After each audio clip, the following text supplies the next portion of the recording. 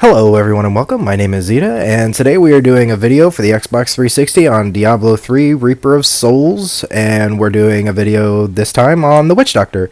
I didn't like playing the Witch Doctor at first because I thought he was a very poor substitute for the Necromancer from Diablo 2, and I was a big fan of the Necromancer in Diablo 2, so I was kind of miffed about that, so I was really not playing him out of like a grudge more than anything, and giving him some time and actually playing, and especially in Reaper of Souls and seeing the kind of cool gear that he has, I've come to like him a lot, and I have my own little build that I would like to show you guys today. This is my ultimate pets damage build. Now, this, like most of my builds, is gear dependent, and of course, you know, you have to have the right skill setup. So we're going to go through the gear first, and then we're going to go through the skills, and I'll show you my Paragon points. But this is a new profile, by the way. Where can I show my profile? There it is. Exis Big Daddy is my new gamer tag. I'll be changing it to X's Zeta. The Big Daddy thing was kind of my girlfriend's idea, so I thought it was funny and cute, so I put it up there. But I wanted to change gamer tags because my friends and I formed a group called Existential Gaming. If you'd like to show your love, if you play any kind of Call of Duty games or anything, throw Exis in your clan tag, or maybe if you have a little extra money and you just want to represent, throw up Exis in your gamer tag. And yeah, and in case you didn't see it, if you go and look down, you'll see that I am on Twitch now, and I try to live stream as much as possible, but I'm working 2 jobs now, and I'm a little sick right now. I apologize, but yeah, I'm streaming now because my software finally allows it. It took a while for them to get the update for it, but Hapog came through finally, and now there is a update that allows me to use, I think it's called Stream Easy. Yeah, Stream Easy or something like that. But anyway, so let's quit fudging around with that and go to the actual build. So, weapon and offhand, that's really your choice. I am using the Thunder Fury. It was originally a strength one that I found with a barbarian, and I re-rolled the dex, or the strength into intelligence. It has a really neat ability to do 303% weapon damage as lightning and jumping to nearby targets. And it's a beast of a weapon, and it's really fun to use, and I like to use it. Now the two, or I shouldn't say two, there's like 2 or 3 crucial points to this build. The first and foremost is going to be the Zunamasa set. Now the Zunamasa set, we'll scroll down here. Your fetish army lasts until they die, which is really great because the fetish actually does a hell of a lot more damage since they upgraded to Reaper of Souls. Because it used to be they only did like 80% of your actual damage. Now they do 180%, which is amazing. I absolutely love the little fetishes now. My hands, I'm just using these because I really don't have anything else to use. It has really high damage. It doesn't have any kind of, it has lightning resistance, but it doesn't have any kind of health or life on it, or defense really, which is kind of a bummer, but what are you going to do? Deathwatch Mantle, this is one of my favorite shoulders from Diablo 3 before they upgraded to Reaper of Souls.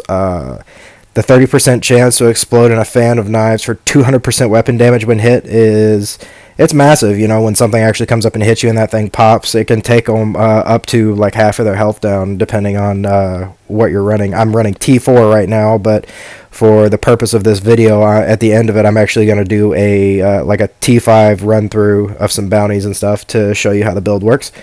But anyway, Zunamasa's Morrow. I'm currently running the chest, the offhand, and the boots, which only gives me 3, but I'm running the Royal Ring of Grandeur, which I got out of a Herodric cache, which someone left a comment on one of my videos, and yes, you can get the Ring of Royal Grandeur. It is not just on the Xbox One.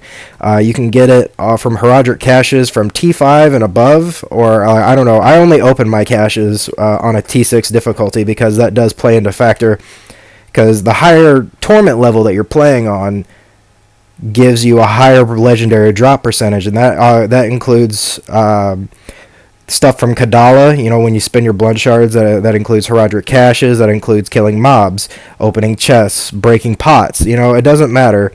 You have a higher percent chance. And yes, you can get a Ring of Royal Grandeur on the Xbox 360. So, back to the gear. Mask of Jaram. If you can find this, it's an amazing piece. Pets deal 99% more damage. Now, obviously, this is pretty much one of the better rolls. I don't know if you can get higher, but I do know you can get lower because I've seen other people run this helmet with a much lower damage. Like I've seen a 50%, a 76%, and I think I saw another one at like 62% or something like that. But yeah, it's very nice for this build. It is not required, but it really helps your pets do a lot of damage. I'm running an Ouroboros because that is pretty much overall one of the better amulets you can have.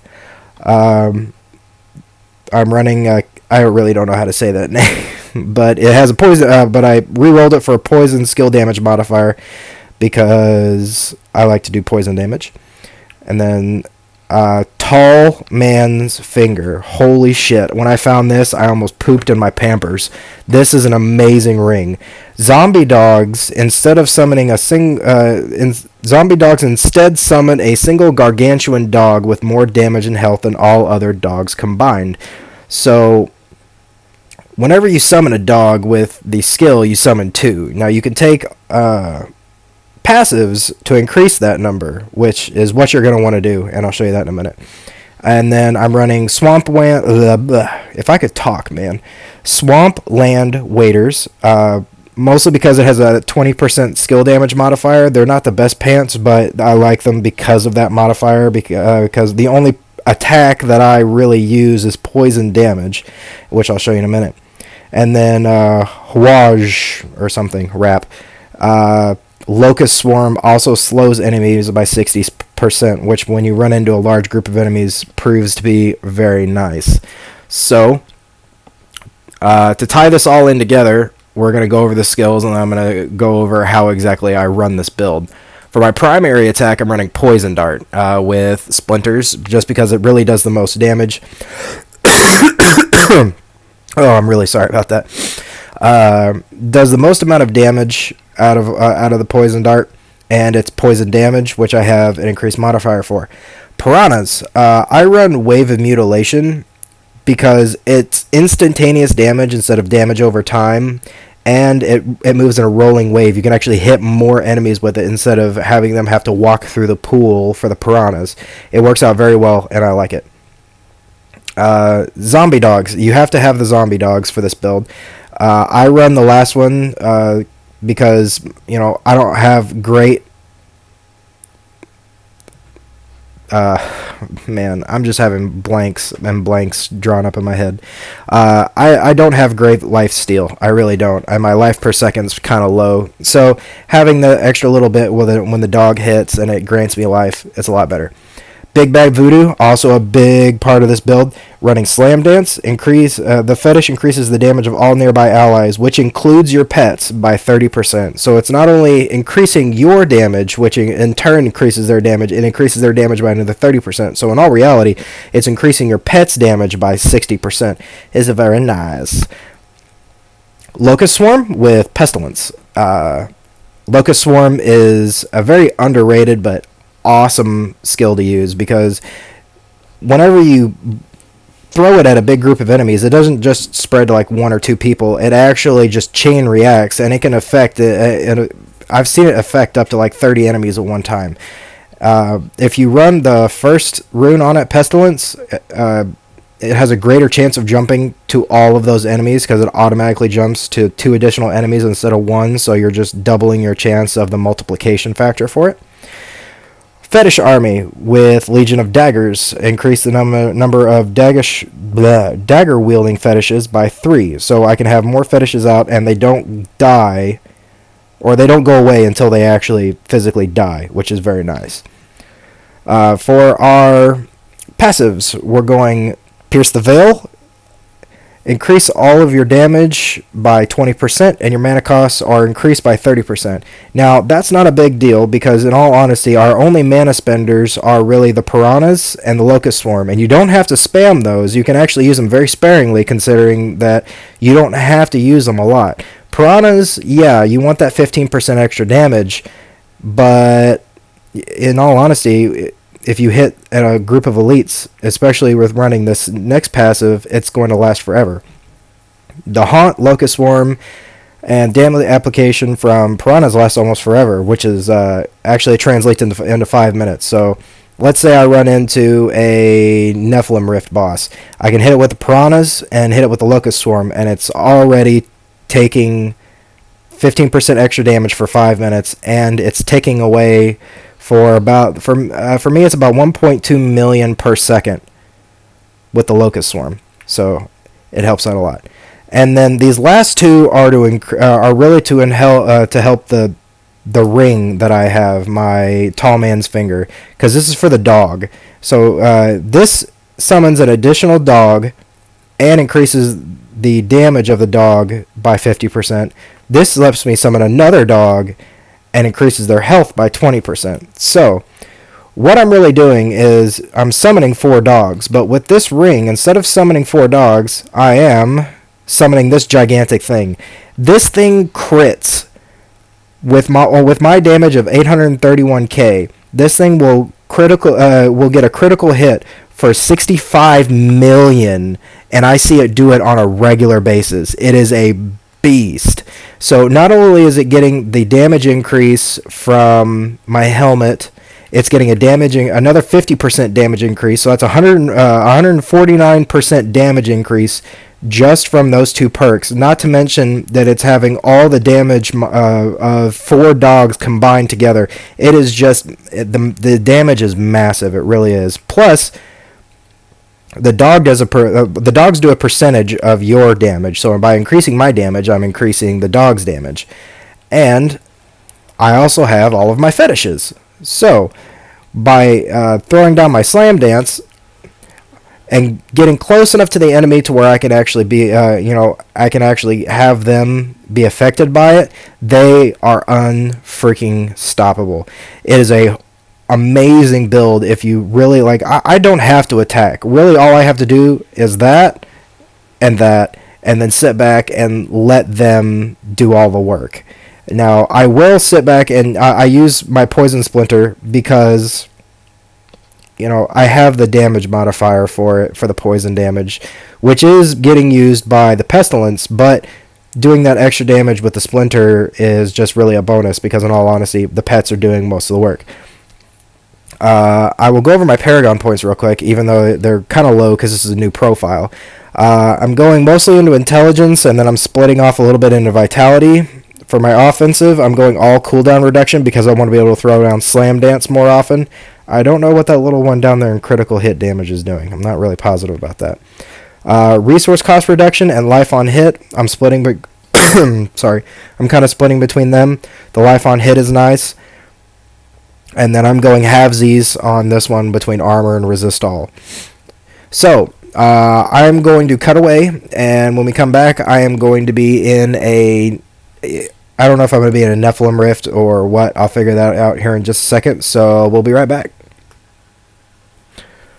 Okay, guys, welcome back, and yeah, so we're going to do, I decided to run through a Nephilim Rift just because the enemies are harder, it's worth it. So, we're going to just go ahead and not try to die, but look at that. Look at the pets. The pets are just going ham.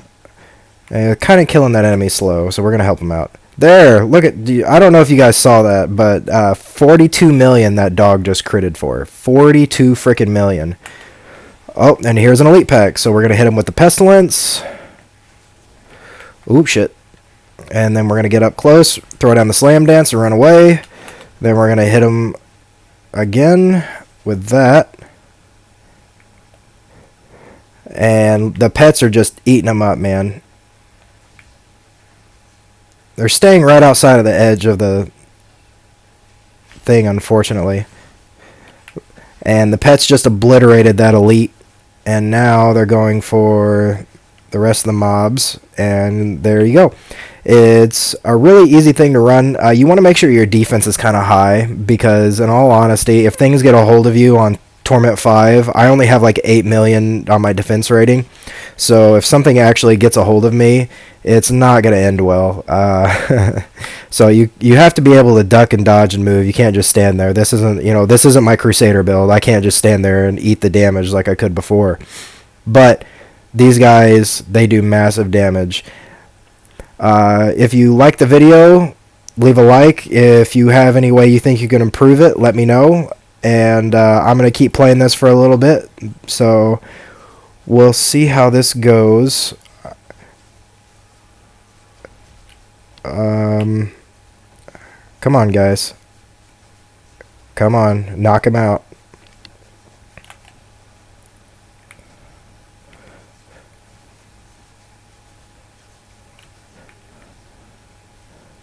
Where's my dog? Oh, there he is. The dog cleaned up all the other trash mobs by himself. I couldn't see him because he was kind of off screen, but that's neat.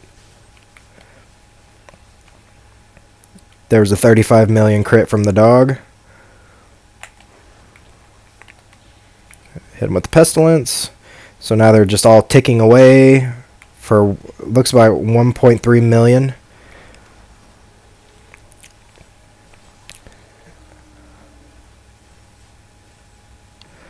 And he just eats them up, man. It's great.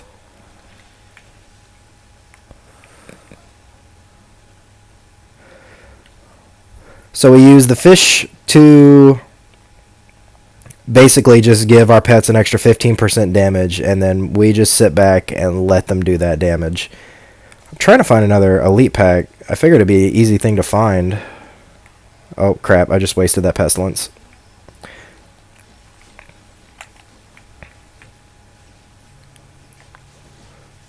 Try and help them out. The only problem with this build is you gotta watch out. Oh, there's another elite pack. Sorry. Ooh. I almost died right there. Oh, crap. The multiplication effect. No. Holy crap. There are a lot of enemies. Ooh, yeah, we're gonna pick that up. That double damage. It's gonna help them out a lot.